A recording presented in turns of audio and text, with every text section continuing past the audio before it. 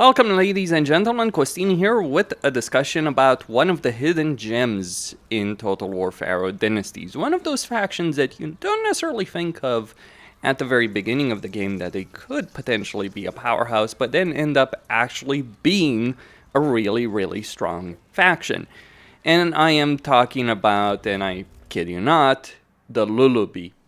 That is such a hilarious name to actually give to a faction. I mean, I know it's historically accurate. Well, quote-unquote historically accurate. You do start in Musair. The way you could describe this faction, it's the Cimmerian faction. And these guys may genuinely be one of the strongest factions in terms of cavalry in the game. I mean, yes, you do have Assyria, but keep in mind one of the things about Assyria. Actually recruiting cavalry when you're playing Assyria does take some time.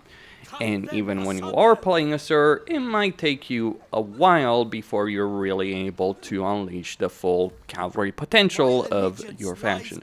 It is there. The Assur horse masters and mounted archers do exist. They're really powerful, and the Mesopotamian factions can provide a great deal of power.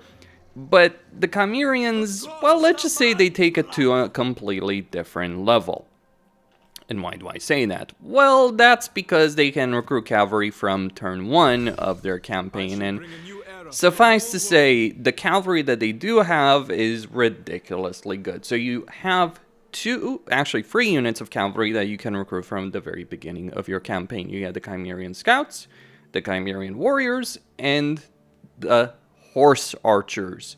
Now, the scouts, not necessarily worth recruiting unless you just want to get a unit that is really cheap and only costs food and doesn't cost bronze, because the actual cavalry is going to cost you quite the pretty penny to be able to recruit them. And that can certainly be a problem in terms of bronze, but let's ignore that for a moment, the bronze situation, the bronze issues, and because you certainly will have bronze issues in this campaign, but let's just look at this unit, statistically speaking, right? So I do have both of these units in this army, and I have quite a lot of them. You look at these guys, right?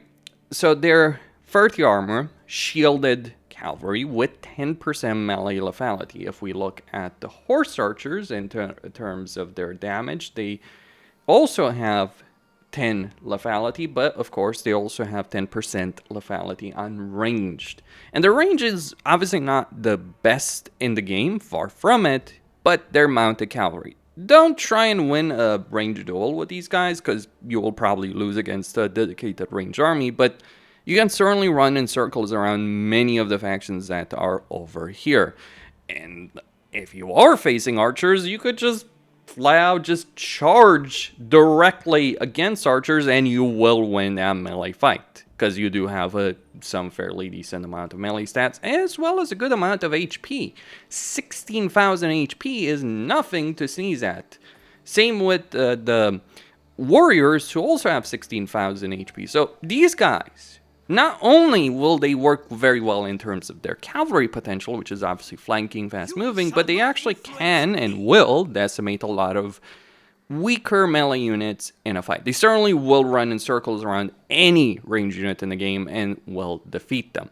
You will have problems in sieges and settlement battles, but interesting tidbit about sieges in this game. See, the way sieges work in Total War Pharaoh Dynasties, the way the auto-resolve works to make your life easier, because obviously you're not just going to besiege a city and take it with a bunch of horse archers and horsemen, but the way sieges work in this game is that the more siege equipment you build, the better off the auto-resolve is. And like in this case, right, supplies are going to start running out in 4 turns, which is not the worst situation in the world to be dealing with.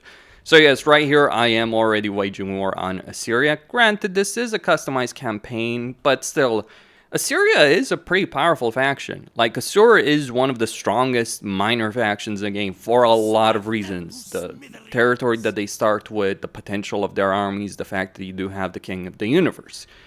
So yes, they are still stronger than the Cimmerians, but while you don't have the same kind of potential as Assur has, because you don't start with King of the Universe, you're far enough away from Sacred Lands to make that complicated to gain a single legacy to begin with. And unlike, say, Ursu or Bay, and I kind of wish that they would change this for the sake of minor factions, unlike some of those major factions which can choose or can pay gold to unlock a crown or court, you don't have that capability. You actually need to take this land directly in order to have access to it, which is certainly going to slow you down. But you have the ability from turn freaking 1 of recruiting a bunch of really solid units over here in terms of cavalry.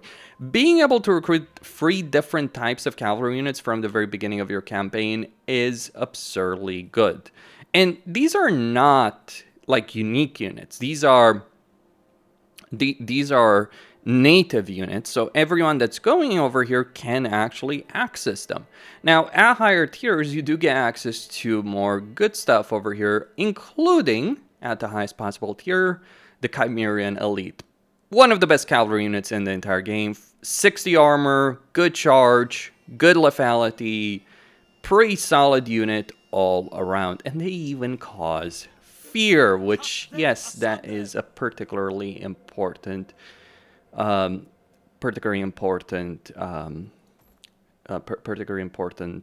benefit over there if you do get access to those elite cavalry units. Furthermore, you do start with control of an entire province, including gold and stone. Now, you do have one major issue: bronze. Now, well, kind of a major issue, because the only thing standing between you and bronze is a minor faction that you start a war with that you can obliterate very, very easily. So I wouldn't be concerned about that. But yes, you do not start with bronze, and you're probably going to have to do a bunch of trading for it, because like right now I'm losing 400 bronze per turn. I already have 1 bronze location. But once you get that ball rolling, once you get the bronze unlocked, you're going to be stampeding through everyone and everything that does stand in your freaking way. But that's not all. See, a cavalry army is all well and good, but one of the things I've talked about with Bretonnia and Warhammer 3 is the fact that their lack of good infantry really, really hurts them.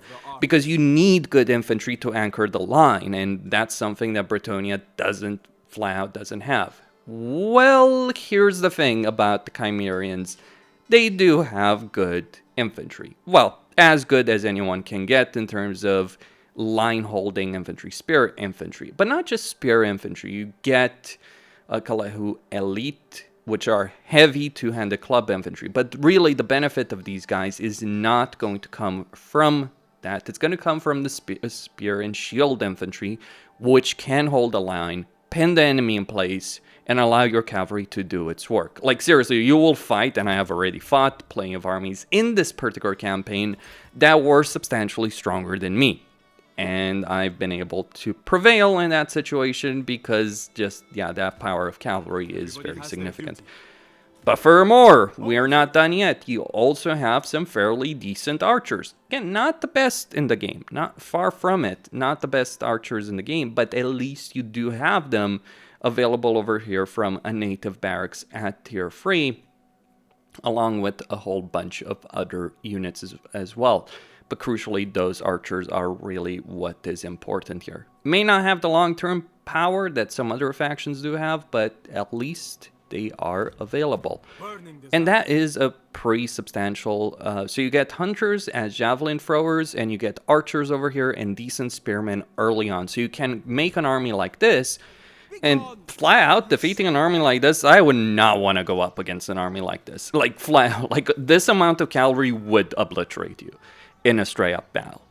You would have to be very, very careful and have a good amount of spearmen to be able to stop the cavalry charges, and especially if you're putting in terrain penalties and morale penalties on flanking, this kind of army would run in circles around you. So yes, the Lullubi, the Lullaby, whatever, faction is quite a very strong one. Does lack some of the resources available early on for other factions, but they're also in a safe position over here in this particular corner, and the other factions over here, at least in the east, do like them. The Mesopotamians, the Assyrians, the Babylonians don't, but then again, we do need victims. So the way I'm feeling like this is like a lot more fun than playing the Huns in Total War Attila. Like, seriously, it's kind of that, that horse archer playstyle, like cavalry horse archer playstyle, cycle charging, shock cavalry playstyle that the Huns are known for, or the Mongols, if you want to go there. But these guys have it in spades. So this is actually quite a very fun minor faction to play with. Not the strongest, not the best by any measure, right? There are better factions, but like, geez, the potential that these guys have is ridiculous. So if you just want to steamroll everyone from turn 1 with masses of cavalry, like Attila the Hun, this is the faction for you. Costin sign.